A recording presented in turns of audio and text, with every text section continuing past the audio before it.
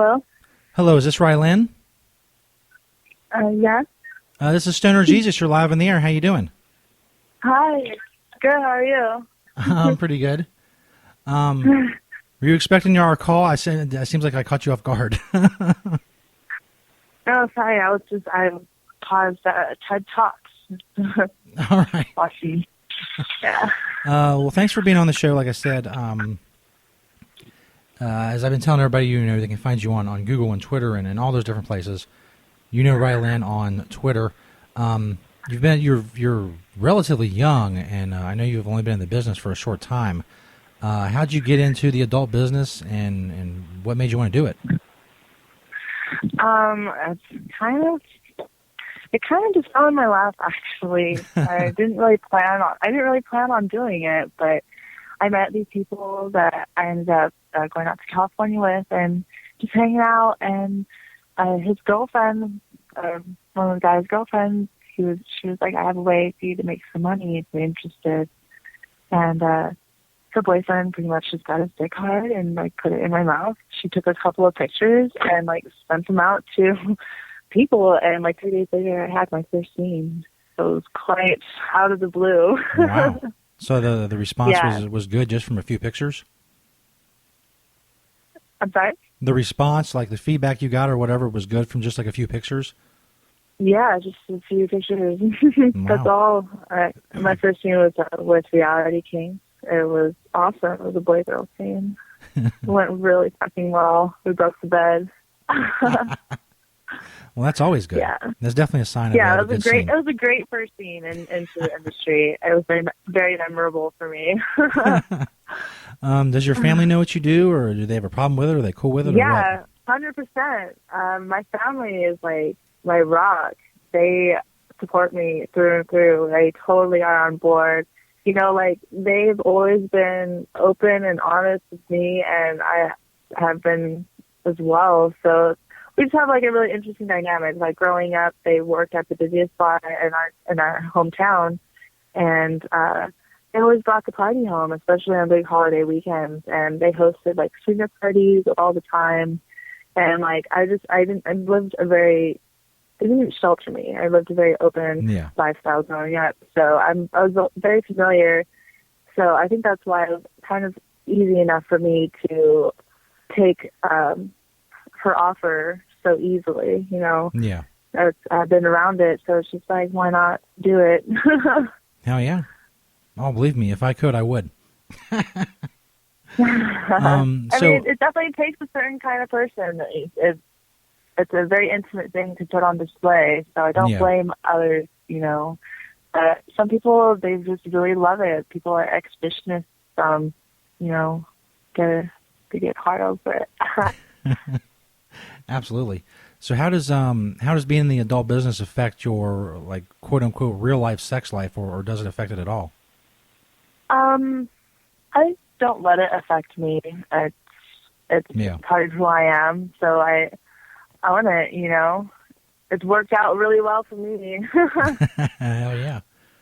When you got into it, I mean, obviously, at first you didn't think of what it was going to turn into, but as time has gone on, did you think that things would happen so quick and that you would gain so much notoriety in the industry so quick? No, I had no idea.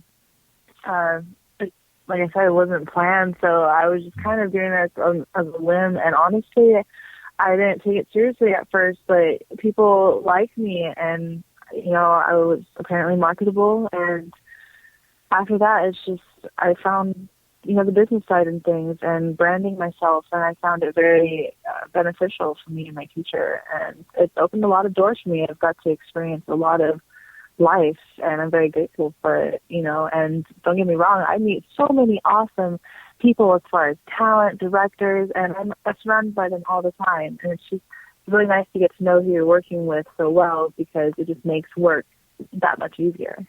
Yeah, we've talked to quite a few people in the adult industry, and they all say the same thing. They all say, how great it is, and how, it's none of the stereotypes that you've always heard. For everybody that we've ever talked to, it just seems like a great experience. Definitely, and I'm happy to hear that too, because hopefully, society can be enlightened, so to speak, and change their outlook on how they view us, because we're not, just some sleazy, smut peddlers just having sex for money. Like, it's legit filling people and fans' fantasies. We are providing a service somewhat, and it's just, we love what we do. We're sexually open, so we just want to share it. Absolutely. So, Yeah. of course, besides porn, which we all love, we know you also love Miss Mary Jane, as we all love her as well. Yeah. When did you? This is a topic I'd love to talk about. Do what? This is a topic I'd love to talk about. Oh, okay. I thought for a minute you said you didn't want to talk about it. Yeah. When did you first try weed, and did you get high the first time? So the very first time I ever smoked, I was 9 years old, and Wow. it was my very first time. I didn't start smoking, consistently then. It was Yeah. just the first time I ever tried it. But I walked in on my brother and his high school friends doing it, and he was like, "You want to try this?" No one was home. My parents were gone, but they were like, "You can't tell mom or dad." And I remember it was out of a bong, and I drooled so hard into the piece. Everyone was like, "Oh my gosh!" And they're like, "Get that away from her! She doesn't know what she's doing." And I did it, but man, was I ripped! I was so ripped that I couldn't. I don't even. I can't even remember my high. I remember getting really high, but then nothing else after that. I just couldn't handle it. But consistently, I started smoking around I was about 16, 17, and I moved cities, and I was always in sports, so I didn't really smoke until I moved cities and had a lot of free time, and I got my rolling game on point. So it was just I really enjoyed the whole ritual, of breaking down the weed and fucking, I don't know, putting it in a blunt or a joint or something. Absolutely. Yeah, a lot of people are, into the, and obviously there's nothing wrong with, the dabbers, the people do all that, and you get the blow torches and the rigs and all that stuff, but there's something great about, just having the flower and, smoking it, and I don't know. Yeah, it's hard to explain, but like you said. I find it really interesting how the consumption anyways has really evolved. The whole extraction of THC and even CBD, and don't get me wrong, obviously a majority of us, we all start smoking recreationally. But until I moved to California, I worked at a bud store for quite some time, and I really get to know the medical side of things and truly get to understand how each strain works and terminology, this, that, and the other. But what really gets me is the newer ways how to consume it, and I deem it a little unnecessary, but everyone, is wanting an upgrade, always wanting to get that next high, you know what I mean? How are we going to get higher than before? I totally understand, but I'm not much of a dabber myself. I keep it old school and smoke out of my pipes because I travel a lot, and I always have my pipe in my car and shit. Yeah, that's the way I am. I definitely I have I have some portable vaporizers, which are pretty cool, but mostly I'm a glass bowl guy. Yeah, I've been looking into getting a vape just because it's the cleanest way to consume it 100%. And I don't know, it saves time on rolling. I don't know, it's just convenient. It takes a little getting used to, especially if you're a smoker, with bongs or whatever, because you don't get the lungful that you feel like you need. But if you just do it, you definitely feel the high. Yeah, so definitely. It's a good way to go. Say again? It's a pretty good way to go. I mean, especially if you're out and about, it's a hell of a lot easier than breaking down and packing a bowl and shit. I totally agree, especially if you're on the grind too. If you don't have much, then obviously you want to conserve your weed, and rolling's not the way to go. Yeah, that's one thing I can definitely appreciate, bong rips and pipes, especially bong rips actually, because those can pull a little bit harder than a regular pipe would, or faster, reach that high. So if speaking of high, if I ask you the highest you've ever been, is there a specific instance or event that comes to mind?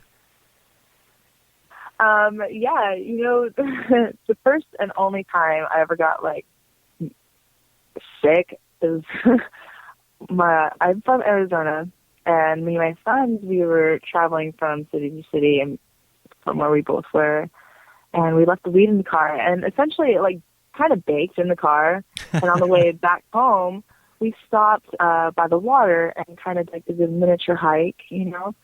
But we rolled up what was left of the weed in a blunt beforehand, and we smoked all of it, and we went on this hike down to the water, but we had to go up the hill first and then down to the water, so it's quite the incline. And I had never been so dehydrated in my life. I felt like having the weed sit in the car kind of like amplified it like tenfold. I was just high as shit, and I couldn't even I was starting to get dizzy. I was seeing doubles of like these trees and little plants in front of me. I had to go lay down, and once they got back to the car, I was like, "Get me home!" And we were on our way there, and they had to pull over so I could just hack over on the side of the road real fast because I was just, it was the first and only time, and I was like about 17 or so when I first started smoking a lot of weed. I wasn't quite used to my limit or whatever, but I haven't been sick since, so. Yeah, I never really thought of it, but I guess being dehydrated would be really bad to mix with a high. Yeah, it was a terrible mixture. I bet you, though, because now I know myself pretty well that I don't like to smoke before hikes. I can smoke once I'm at the top, and enjoy the view, and then walk down. It's a lot easier, a lot less of a workout, But, another thing, too, is edibles. Like, some people trip the fuck out on edibles. It's just... They're so iffy. They're so iffy on consumption. Like, it's such a small, say, a brownie or a Rice Krispie or even like a little bag of munchies. Like Chex Mix.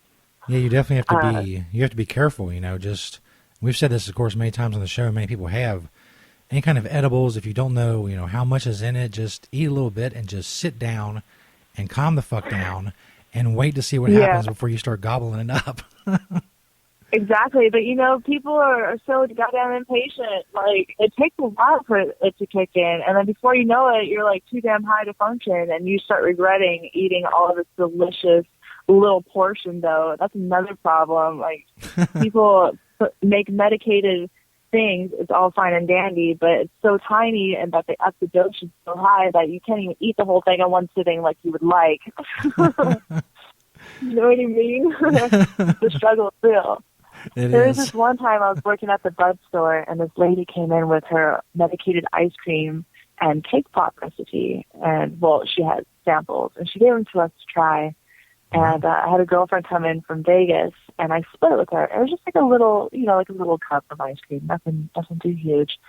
But I split that and the cake pop with her. She flipped out on me so hard. She's like, "Girl, you got to take me to the hospital. I'm freaking out. Like, I can't breathe." She was like, I was like, "Okay, calm down." Like, moments before this, her little freak out, we were watching Netflix, like, telling each other stories, laughing, eating munchies. So, like, I tried to calm her down, and we're continuing, like, and giving her water and stuff, talking this, that, and the other. And then she's like, "No, you got to take me to the hospital." And it was really unfortunate because at the hospital, after they got done laughing in her face, she started crying because they all knew that she was just too high. It was so sad. Yeah, she became a part of that statistic. But after all that, it was just like all they did was put her in a room. She passed out and gave her some water. And I was like, "Man, we could have done this at home." Like, I had to stay there till 6 a.m. while she was sleeping. Yeah, it was a terrible time. So, like, edibles, I'm really iffy on giving people edibles after that experience because I've never really gotten to the point where I felt like I was dying or like freaking out at that point. There was a point I got dizzy, and that's about it. But all you got to do is just pass out. People just get so overwhelmed and they don't know how to handle it. Yeah, just sit your ass down. Yeah.